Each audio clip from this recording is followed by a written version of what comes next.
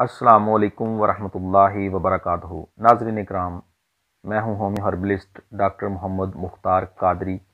आप देख रहे हैं मेरा यूट्यूब चैनल। नाज़रीन इकराम, आपसे गुजारिश है कि मेरे चैनल को सब्सक्राइब कर लें, बेल आइकान के बटन को प्रेस कर लें, ताकि मज़ीद आने वाली नई वीडियोज़ जो मैं आपके लिए लेकर आता हूं, मालूमाती वीडियो, उससे आप मुस्तफ़ीद हो सकें। तो चलें नाज़रीन इकराम, बात करते हैं आज के टॉपिक की तरफ। नाज़रीन इकराम, आज का हमारा मौजू है चाय। चाय नाज़रीन इकराम, इसका मिजाज ख़ासुल अदविया डॉक्टर मुज़फ़्फ़र हुसैन अवान साहब की जो है, उसमें इसका मिजाज खुश्क गर्म दूसरे दर्जे में लिखा हुआ है। लेकिन नाज़रीन इकराम,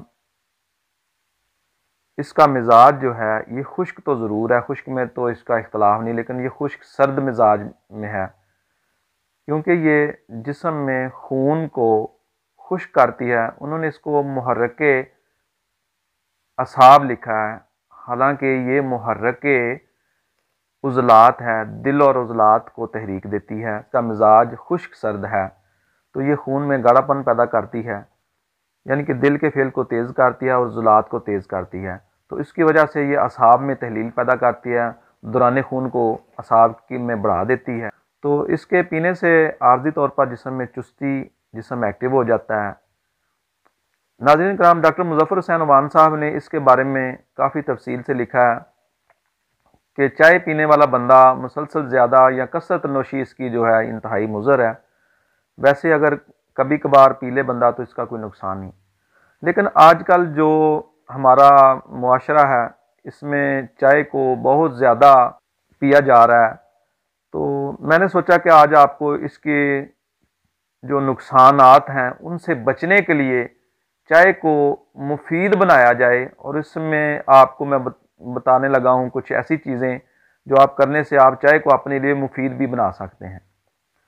तो नाज़रीन इकराम, इसमें टैनिन की मिकदार काफ़ी ज़्यादा होती है, ये कब्ज़ भी करती है। कसरत इस्तेमाल से चिड़चिड़ापन। नाज़रीन इकराम, चाय जो है इसका कसरत इस्तेमाल, जरियानो एहतलाम, कसरत तमस यानी कि पीरियड का ज़्यादा आना, औरतों में पीरियड का ज़्यादा आना, जो ब्लड प्रेशर के मरीज़ हैं उनके लिए तो ये इंतहाई मुज़र है।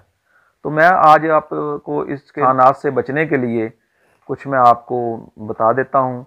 आप इसको इस्तेमाल करेंगे तो इससे आपको इंशाल्लाह इसके नुकसानात से आप बच जाएंगे। नाज़रीन इकराम, अगर आपके जिस्म में एसिडिटी बढ़ गई है, खट्टे डकार आते हैं, नींद नहीं आती, और आप बिलफर्ज चाय पीते हैं, तो आप कोशिश करें पहले तो इसको छोड़ दें। अगर नहीं छोड़ सकते तो इसका फिर हल मैं आपको मुख्तसर सा थोड़ा सा बता देता हूँ कि आप ऐसा करें, हल्की पत्ती इस्तेमाल करें, और दूसरा इसमें अदरक डाल लें, थोड़ा सा अदरक डाल लें या सौंफ डाल लें, अदरक और सौंफ दोनों मिलाकर डाल लें। तो अदरक और सौंफ वाली चाय पीने से आपके जो तेज़ाबियत है वो कम होगी, और ये बजाय आपको नुकसान देने के इंशाल्लाह ये आपको फ़ायदा देगी।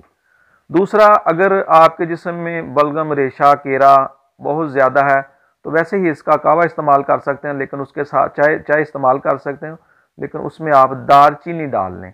दारचीनी वाली चाय पीने से इंशाल्लाह आपका वो बलगम, रेशा, केरा वो भी ठीक होगा, और इसके चाय के नुकसान से भी आप बच जाएंगे। तीसरा, अगर आपका ब्लड प्रेशर बहुत ज़्यादा हाई रहता है लेकिन आप चाय नहीं छोड़ते, तो नाज़रीन काम उसमें तो बेहतर है कि आप इसको छोड़ ही दें। लेकिन बिलफर्ज अगर आपने पीनी भी हो तो वो सब्ज़ इलायची वाली चाय पी लें, उसमें पत्ती हल्की डाल लें दूध में, और सब्ज़ इलायची 1 या 2 सब्ज़ इलायची के दाने डालकर आप चाय पी लेंगे तो इंशाल्लाह इसके नुकसान से बच जाएंगे और ये आपको फ़ायदा देगी। नाज़रीन कराम, ये चाय जो है ये इसकी मदामत जो है, ये कसरत इस्तेमाल किसी भी चीज़ का है ना, वो नुकसानदेह है।